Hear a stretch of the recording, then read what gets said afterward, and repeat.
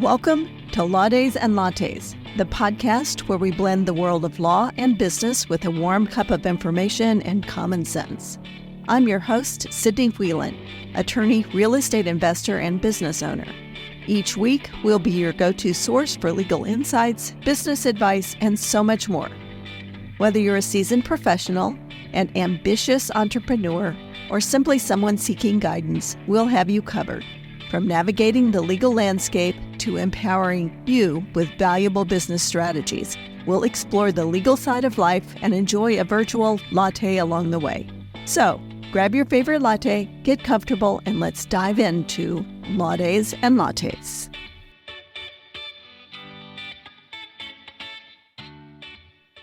Welcome to Law Days and Lattes, where we serve up legal insights with a side of encouragement, because understanding the law shouldn't require a law degree or a pot of strong coffee.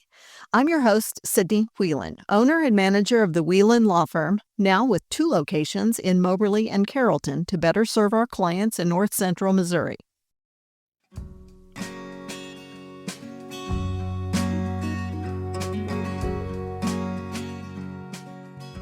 Today, we're talking about something exciting, maybe even a little scary: how to legally start your own business.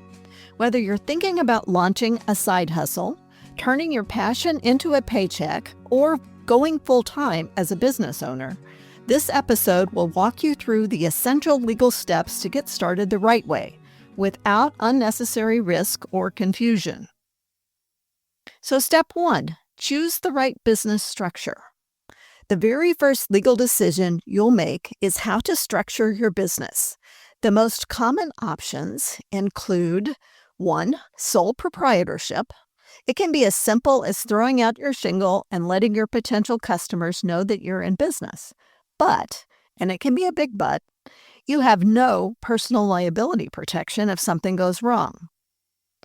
The second is a limited liability company, or an LLC for short. This is my go-to recommendation for most small businesses. It's relatively easy to set up, it protects your personal assets, and it's easy to manage. 3 is a corporation. Typically, it's better for businesses with investors or more complex needs. It can be more complicated to set up than other forms of business, and there's more documentation and reporting requirements too. And last is the partnership, for businesses with 2 or more owners. But proceed with caution. Always put your partnership agreements in writing. Ask yourself, do I want liability protection? Do I want flexibility with taxes? Most small business owners choose an LLC, and for many good reasons. Next, step 2, register your business name. Once you've decided on a structure, you need to name your business. Make sure your name is unique. Check your state's business registry. In Missouri, you can do this on the Missouri Secretary of State website. I also suggest doing a web search to see if anyone out there is using that name or something substantially similar. I suggest a name that's easy to remember and relevant to what you do. You must properly set up your LLC, your limited liability company, or your corporation. This is where I recommend you use the services of a professional. Just filling out documents online does not automatically get you the liability protection that you're looking for. For instance, in Missouri, an operating agreement for your LLC is not required to be filed with the Secretary of State's office. However, if you do not have a properly drafted operating agreement for your business, under Missouri statutes, you do not have the liability protection that you're seeking, and you will not be able to get business financing through your bank or other financial institution.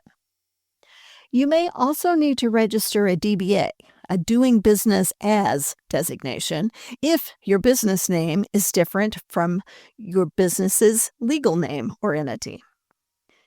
Next step, apply for an EIN.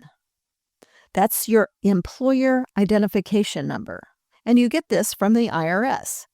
Even if you don't plan to hire employees right away, you'll need an EIN number to open a business bank account, file taxes, and work with vendors or clients who request it. And the good news, It's free and easy to apply online at irs.gov. Step 4. Get the right licenses and permits. Depending on where you live and what kind of work you do, you may need a general business license, a professional license for certain industries, a sales tax permit, or zoning or home occupancy permits. Check your state and local government websites or talk to a business attorney to make sure you're covered.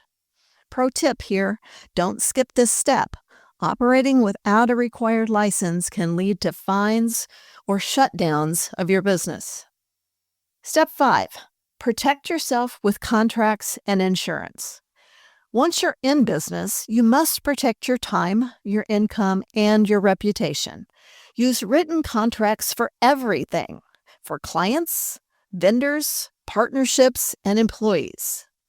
And get business insurance. This can include general liability insurance, professional liability, or home-based business insurance.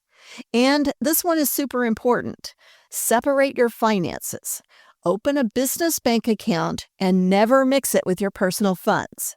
The reason for this is twofold. First, it simplifies record keeping and tax preparation, but most importantly, if you mix the business and personal assets, it may eliminate the liability protection that you were seeking when you set up your LLC or corporate structure in the first place. Remember, just because your business is small doesn't mean your risk is. Protect yourself and your personal assets from day one. Step 6. Understand your tax and legal obligations. Know what's expected of you. Track your income and expenses for taxes. File your annual report or your renewal with the state that your business is registered in, if it's required. In Missouri, LLCs do not require annual reports, but corporations do. And if you fail to file those annual reports, your corporation will be administratively dissolved. And believe me, it's not easy to get reinstated. Understand how and when to pay your quarterly taxes. The same advice for paying your payroll taxes if you have employees. Hire a CPA or a bookkeeper if needed, because legal compliance is just as important as making sales.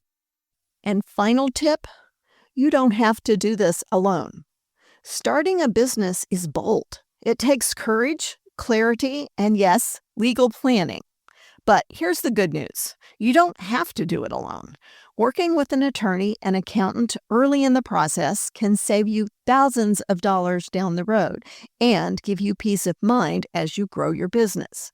If you're thinking of launching your business this year, let this episode be your checklist, your encouragement, and your reminder that building something of your own is absolutely possible.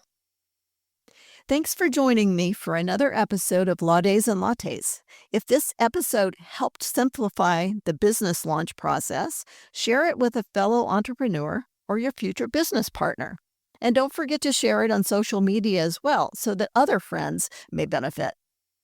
If you're ready to take your idea from dream to reality, visit us at wheelandlaw.com to schedule a consultation.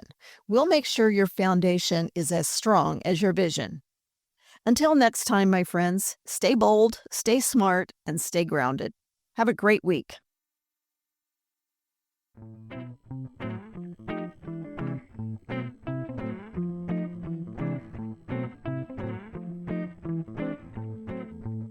This podcast episode contains general information for discussion purposes only. Each case is different and must be judged on its own merits. Missouri rules generally prohibit lawyers from advertising that they specialize in particular areas of the law. This show should not be construed to suggest such specialization. Nothing on this show should be taken as legal advice for any individual case or situation. This information is not intended to create an attorney-client relationship, and the listening or viewing of this podcast does not constitute an attorney-client relationship. The choice of a lawyer is an important decision and should not be based solely upon advertisements.